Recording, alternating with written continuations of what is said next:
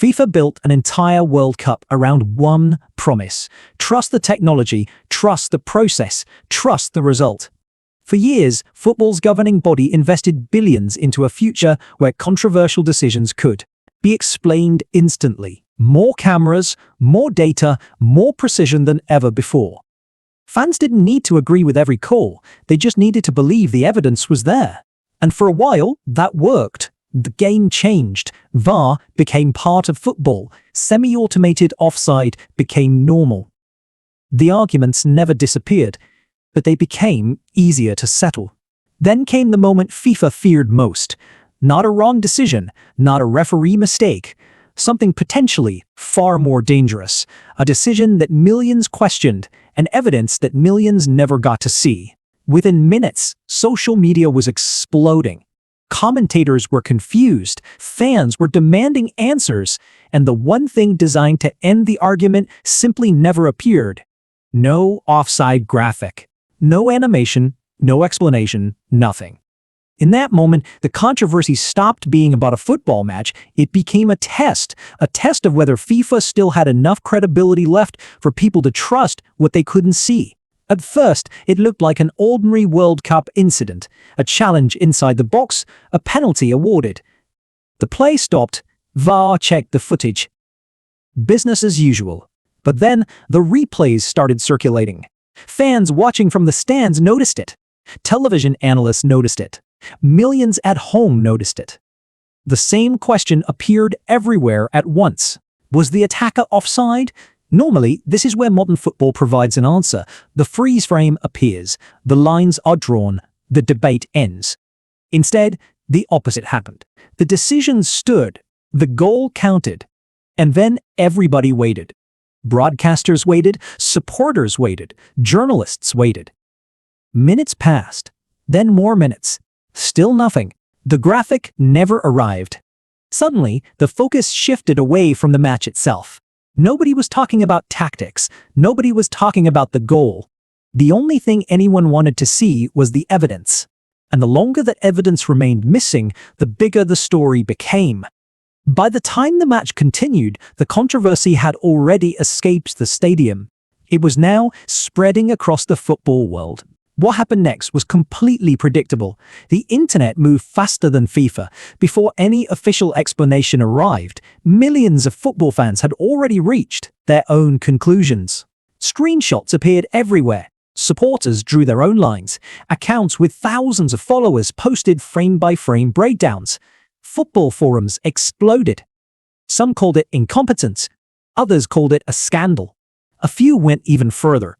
But the most important thing wasn't what people believed, it was why they believed it.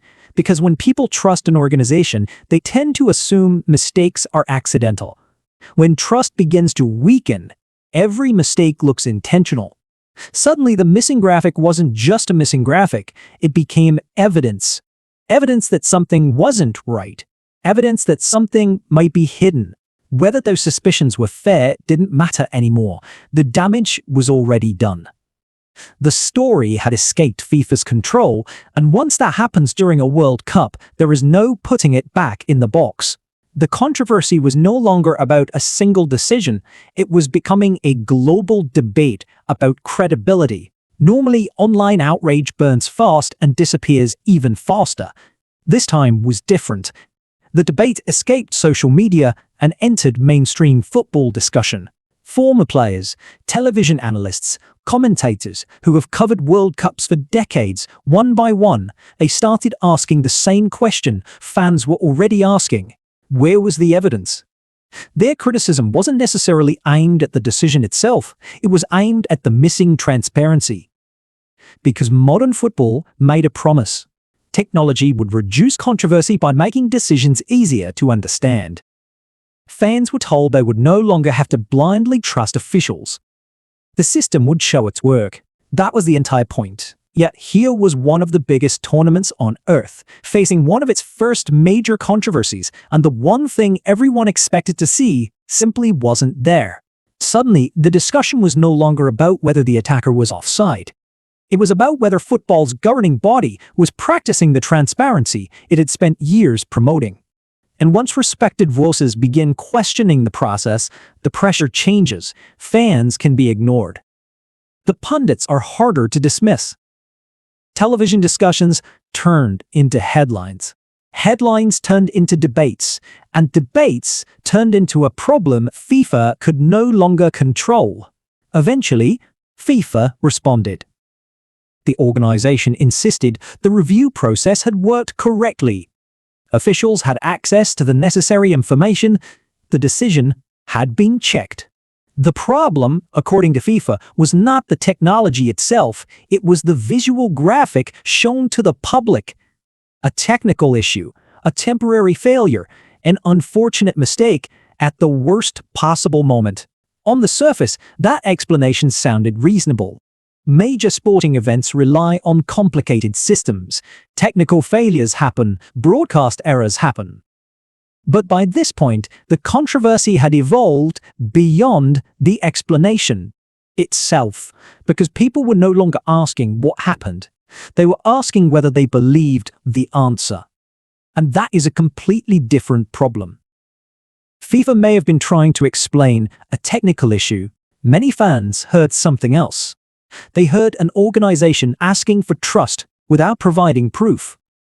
The longer the discussion continued, the more obvious the challenge became. The missing graphic had lasted minutes, the damage to public confidence was lasting much longer, and what FIFA didn't expect was that the controversy was about to connect with something even bigger.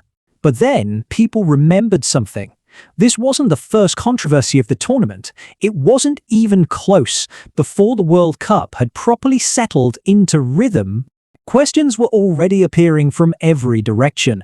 Ticket prices, empty seat debates, travel complications, border delays, stories involving supporters struggling to reach matches, reports involving tournament logistics.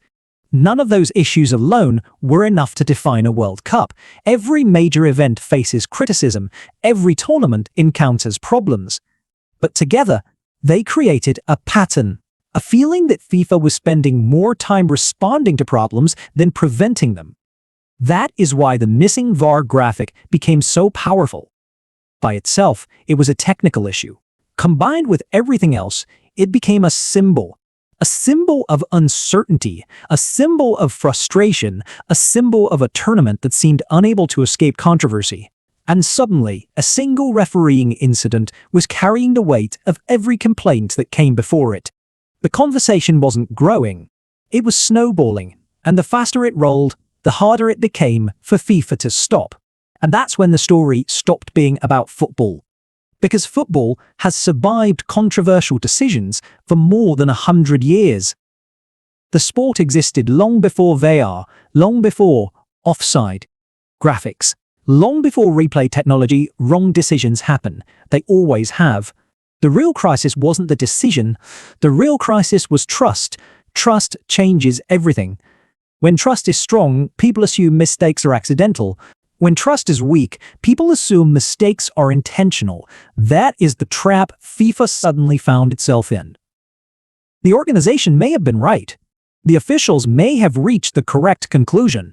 The technology may have worked exactly as intended, yet millions of people still walked away believing something was wrong. Why? Because trust shapes perception. Once credibility starts to erode, facts become less powerful. Explanations become less convincing. Every future controversy becomes larger than it should be.